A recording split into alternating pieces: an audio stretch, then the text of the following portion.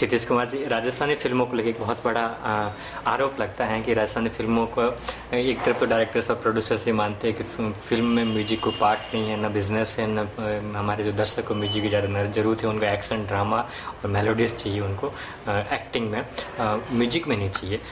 दूसरी तरफ वो म्यूजिक के नाम पे मुंबई जाते हैं, मुंबई में म्यूजिक रिकॉर्ड करते हैं और उसके लिए राजस्थानी फ़िल्म का करीबन आधा बजट, जो 15-20 लाख रुपए का बजट होता है, उसका आधा बजट 8-10 लाख रुपए वो बॉम्बे में म्यूजिक रिकॉर्ड करने के इस फिनोमिना में खर्च करता है कि हमें मुंबई में म्यूजिक रिकॉर्ड कराना है, म्यूजिक डायरेक्टर्स या म्यूजिक सिंगर लेने हैं, वहीं के प्लेयर्स लेने हैं। राजस्थान में न स्टूडियो है न सिंगर है हमें, इसलिए वो मिस बैलेंस हो जाता है बजट का, इसी वजह से राजस्थानी फिल्म डूब जाती है, वो मेकिंग हो नहीं पाती है उसकी। आप ये कहना, क्या राजस्थान में ऐसे स्टूडियोज़ नहीं है, ऐसे लोकल सिंगर नहीं है, क्या ऐसे इंस्ट्रूमेंट प्लेयर नहीं है जिनके लिए हमें मुंबई जाना पड़ता है?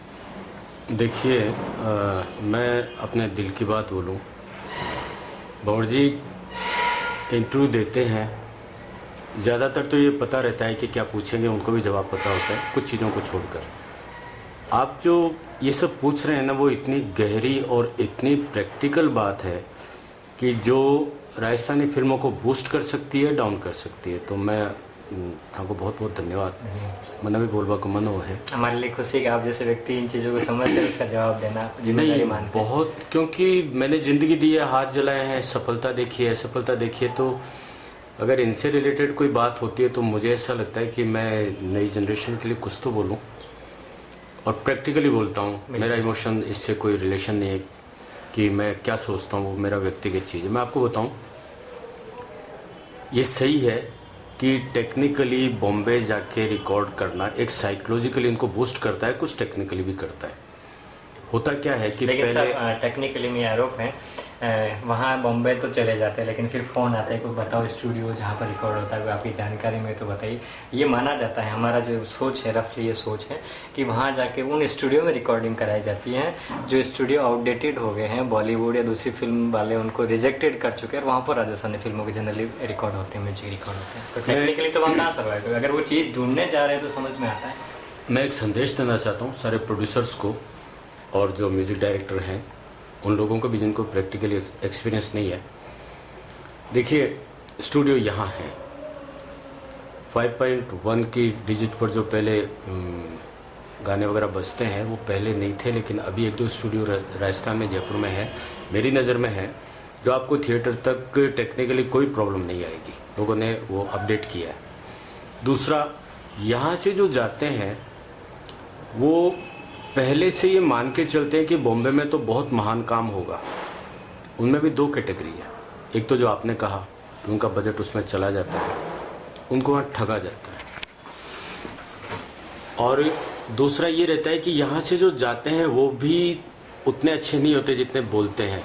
वो वहाँ भी कम बजट में करवाते हैं, तो पहले वहाँ कम बजट हो गया, यहाँ से गए हुए आदमी को वो उतना अपडेट नहीं मानते, वहाँ बोल नहीं पाते, डोमिनेट करते हैं बॉम्बे वाले, तो आपका पैसा खाते हैं और इलेक्ट्रॉनिक्स में कुछ भी कीबोर्ड वगैरह लगा के और आपको भर के दे देते हैं। मैं अपने लिए नहीं बोलता हूँ, आप राधू की लिस्मी के गाने जो आशा जी का रिकॉर्ड किया है, जो बड़े बड़े सिंगर्स का रिकॉर्ड किया, उसमें 40-40 वायलिन मैंने लगाई है। बॉम्बे स्टूडियो में मैंने रिकॉर्डिंग की है जिसमें 150 आदमी खड़े रह सकते हैं, और जो हिस्ट्री है अपने आप में, शर्मा जी से लेके नूरजहां से लेके, और अभी वो ख़त्म हो गया वहाँ तक का भराव। जब थिएटर में फिल्म लगती है और जब ऑडियो निकल के आता है, डीजे छोड़ दीजिए, शादी ब्याह में छोड़ दीजिए, वो भराव पता चलता है कि पैसा कहाँ गया। उस मुद्दे पे बिल्कुल हम बात करेंगे। बात ये है कि क्या मुंबई जाना अत्यावश्यक है? बिल्कुल नहीं है, कतई नहीं है। वहाँ जाकर मूर्ख बनने वाली बात है। ये ज़माना था हमारे वक्त में, आज नहीं। आज स्टूडियोज हैं, सिंगर भी हैं जो रीजनल फिल्म के लेवल के गाने गा सकते हैं राजस्थान में। सिंगर्स का मैं आपको बताऊं कि इतने अच्छे सिंगर्स अपने यहाँ, मैंने कुछ प्रयोग किए थे, क्योंकि मैं ग्रास रूट से निकला हुआ हूँ। तो जैसे आशा जी का लिया तो मैंने एक भावना पंडित, उसको सिंगिंग का दिया जो राजस्थान स्टेज से रिलेटेड थी। तो होता है क्या कि बड़े नाम में आप कमर्शियल चलिए और काबिलियत वाले को साथ में लगा दीजिए।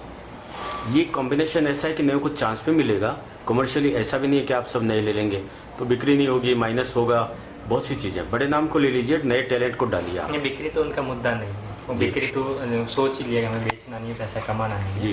उन्होंने पहले से डिक्लेयर कर दिया हमें बिक्री नहीं करनी। फिर म्यूजिक को लेके बड़े नाम टैग या खर्चा करने कहाँ चलते हैं। नहीं नहीं है जब उन्होंने सेकंड थर्ड फोर्थ प्रायोरिटी पे म्यूजिक को ले लिया राजस्थानी जी। फिल्म में कि हमारी ये प्रायोरिटी है ही नहीं म्यूजिक फिल्म का पार्ट जनरली नहीं के बराबर एक्टिंग या ड्रामा है। नहीं, मैं इससे इत्तेफाक नहीं रखता हूँ, क्योंकि बिना म्यूजिक के राजस्थानी फिल्म मेरे ख्याल से तो वही है सोल्जर विदाउट गन। क्योंकि अपने यहाँ जन्म से लेकर मौत तक गीत है, और हर फंक्शन का, हर त्योहार का, हर भावना का गीत है, भाई बहन का गीत है। लता मंगेशकर और आशा भोसले का अगर राजस्थानी में गाना सुनूं और वो मेरे लिए ज़्यादा अच्छा है, या मैं उनका गाना हिंदी में सुनूं तो मुझे ज़्यादा अच्छा लगेगा। अगर वो हिंदी में गा रहे तो मेरी क्यों इच्छा होगी कि मैं लता मंगेशकर को हिंदी में राजस्थानी में गाता हुआ सुनूं। नहीं, वो बहुत पसंद करते हैं। आपको आश्चर्य होगा कि जब आशा जी को मैंने गाना दिया और जाके रिहर्सल करवा के उनको सुनाया, और जब उन्होंने गाया तो उनको बहुत अच्छा लगा। वो सेमी क्लासिकल टाइप के जो लोकगीत हैं उनको बड़े सिंगर बहुत पसंद करते हैं। जो भी जाते हैं वो हिंदी बेस पर लेते हैं, तो वो तो उनके बहुत अच्छे गाए हुए हैं। ऑडियंस क्यों पसंद करेंगे राजस्थान का ऑडियंस? देखिए, इसमें एक डिपेंड करता है। क्या है कि कुछ ऐसे गाने होते हैं जो लता जी पर अच्छे लगते हैं, लेकिन अपने लोकगीत जो हैं, लोक गायक गायिकाएं जो है, वो जो इफेक्ट देती है लता जी का, ठीक है, नाम है, लीजेंड है, ऐसे बहुत ही कम धरती पर आते हैं। जो डेप्थ ये दे सकते हैं वो लोग वो नहीं दे पाते। मैंने सोनू निगम उनको जो गाने दिए थे तो वो था कि जैसे अपने वो रे का लगाते हैं, और जिंदगी की गाड़ी, तो जब मैं बोलता था उनको और ये बोलिए तो अरे जिंदगी, मैंने कहा वो हिंदी हो जाएगा, तो उनको बताना पड़ता है। लेकिन अगर यहाँ वाली जो गाएगी वो मैं बताऊंगा, मैं तो बहुत पीछे रह जाऊंगा। उनकी जो मुर्कियाँ, जो ढलान उनका आता है, दंग रह जाता हूँ। मैं आपको बताऊँ, इतना अच्छा वो गाते हैं, उनसे बेटर वो हिंदी वाले नहीं गा सकते, टोन में नहीं गा सकते। जब हम बात करते हैं कि राजस्थान वाले बहुत सारे सिंगर हैं जिनको आप ट्राई कर सकते हो अपनी फिल्मों में, उनका एक और फिर आरोप है स्टूडियो वालों से भी, उनको भी हमने पूछा आप यहाँ के लोकल लोगों को ट्राई क्यों नहीं करते एक बार। तो उनका कहना है कि लोकल जो कलाकार हैं, हमारे स्टूडियो के कैमरेज को, हमारे स्टूडियोज़ की रिकॉर्डिंग, जो हमारे माइक्स होते हैं, जो इंस्ट्रूमेंट्स होते हैं, उनको फेस नहीं कर पाते, इतने ईजी गोइंग नहीं हो पाते। भले सस्ते हैं, ईजी अवेलेबल है, उनको खाना खिला के गवा सकते हैं, कोई खर्चा नहीं करना पड़ेगा, लेकिन वो हमारी चीज़ को समझ नहीं पाएंगे। वो खांसी भी कर सकते हैं टोन में भी, तो वो उन्होंने एक्सपीरियंस नहीं हुई चीज़। नहीं, उसमें एक फ़र्क है।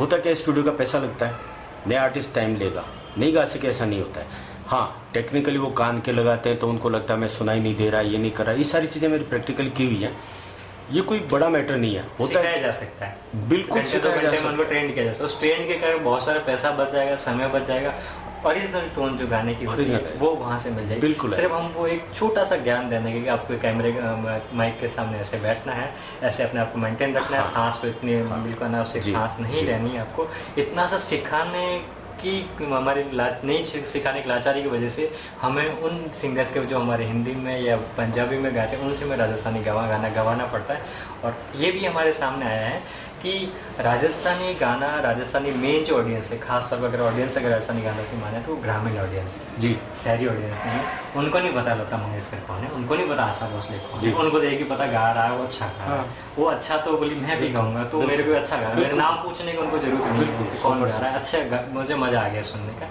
लेकिन शायद हमारे फिल्म मेकर इस डेप्थ को नहीं समझ पा रहे, ये हमारे आरोप है।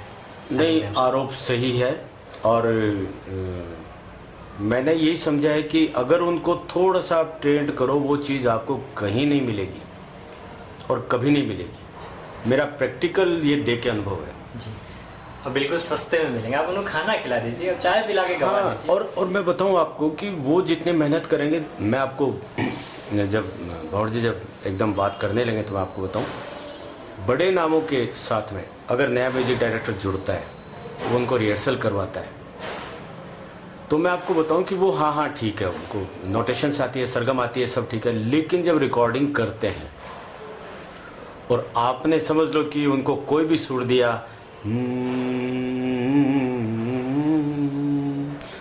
अब इसमें जब रिपीट करेंगे तो अपने हिसाब से ले जाएंगे, लेकिन जो मुर्के आपको चाहिए वो नहीं लेंगे, वो टोन नहीं आएगा उसमें, वो नहीं लेंगे। और मजे की बात है कि वो डोमिनेट करता है, आप उनको उतना फोर्स नहीं कर सकते। 2 रीटेक के बाद में बोलेंगे क्या प्रॉब्लम है, आप ओके कर देंगे, घर आके आप सोचेंगे कि क्या है, गवा दिया हाँ मुझे, लेकिन गवा दिया मुझे, जेल में पेमेंट भी कर दी, इसको डिलीट भी नहीं कर। अब देखिए, हेमलता जी राजस्थान से रिलेटेड रही है, नगराव देवरियो भाभी पर जादूगर को खूब हिट हुआ।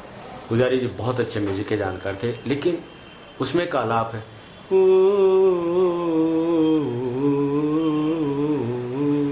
ये जो आलाप है, हम लोग बैठे हुए थे, हेमलता जी ने बोला कि पुजारी जी आप परमिशन देते मैं आलाप ले लूँ। जो उन्होंने आलाप लिया मजा आया और उन्होंने बोला हाँ ले लो हिसाब से। अब आलाप वो ले सकती थी, क्लासिकल बेस कुछ और होता था, लेकिन ये राजस्थान जो उसके झोल के साथ है वो आज भी हिट है। तो ये तो बहुत छोटी बात है। जो मुर्गे आपने राजपूतों के रजवाड़े के जो गीत हैं, मार्ड है, और उसमें भी जो सेमी क्लासिकल बिना सीखे अपने लोग गाते हैं। मैं तो सही बताऊं, राजस्थान में 10 आदमियों को आप पकड़ लो 8 गाने वाले मिलेंगे। और आपको तो पता होगा कि चाहे वो मेहंदी हसन है, चाहे अपने मतलब जगजीत जी हैं, चाहे लता जी को चांस देने वाले हैं, तो सारे के सारे आज 90% रिदमिस्ट राजस्थान से है। ये वो ज़मीन है और बहुत बुरा लगता है जब हम राजस्थानी गानों के लिए वहाँ जाते हैं। जी, रीजनल मूव जो फिल्म इंडस्ट्री है, बोलिए राजस्थानी हो चाहे भोजपुरी चाहे बंगाली हो, रीजनल में लोग वही न्याय कर सकते जो रीजनल से बिल्कुल डेप्थ से जुड़े, उस कल्चर से जुड़े। बिल्कुल 100% कल्चरल इंडस्ट्री है, ये सोशल इंडस्ट्री है, इसको पूरी तरह बिजनेस इंडस्ट्री के रूप में नहीं ले सकते। हमारी फिल्में जब रिलीज होती है तो हम कहते हैं सेव राजस्थान सिनेमा, हम इमोशनल अपील करते हैं, बिजनेस अपील नहीं करते हैं कि हम इतना कमीशन दे देंगे, इतना आपको टिकट में इतना कंसेशन दे देंगे। हम इमोशनल जनता से उम्मीद करते हैं। जनता के ऊपर आरोप लगाता है अगर फिल्म नहीं देखते, आप राजस्थानी फिल्म को भी राजस्थानी होकर नहीं देखते हो तो कैसे चलेगा हम। तो जब जनता से दिल की अपील करते तो दिल की बातें दिल से क्यों नहीं सुना पाते हम, और शायद इसलिए जनता ने राजस्थानी फिल्म इंडस्ट्री को इग्नोर करना शुरू उनको अपनी चीजें नहीं मिलती। इतनी चीजें कि कहाँ से बाहर से गवाते हैं, एक्टर बाहर से लाते हैं, फिल्म बाहर से बुलाते हैं, सारे काम बाहर से हो रहे हैं। हम झेले क्यों? राजस्थानी का पुलिंदा लगा के उसके ऊपर पलीता लगा के परोस रहे राजस्थानी में, तो हम क्यों इसको देखेंगे? भाई अगर कपूत बेटा है, आपका बेटा है, और आप ये कहेंगे कि नहीं ये जो करता है वो बहुत सही है, तो वही हाल है। बुरी फिल्में बनाएंगे आप, राजस्थानी को दोष देंगे। और मैं आपको बताऊं कि इतनी बातों के बीच में मैंने कहीं भी हेल्प की वो सब बातें नहीं कही है। ये वो बातें हैं जो प्रोड्यूसर को करनी है, जो प्रोड्यूसर को करनी है कि मुझे पैसा उनको जितना बोला उनका देना है। डायरेक्टर को महसूस करना है कि मुझे लोकगीत लेने हैं, कहानी राजस्थानी टच की लेनी है। और हर तरह से मैं तो यही बोलूँगा कि क्वालिटी और आर्टिस्ट की जो है, जो रिलेशंस निभाते हैं, ये सब चीज़ें छोड़ दें तो ये 2 साल में खड़ी हो सकती है आराम से। ऐसे ही मुझे को लेकर दूसरा जो मुद्दा है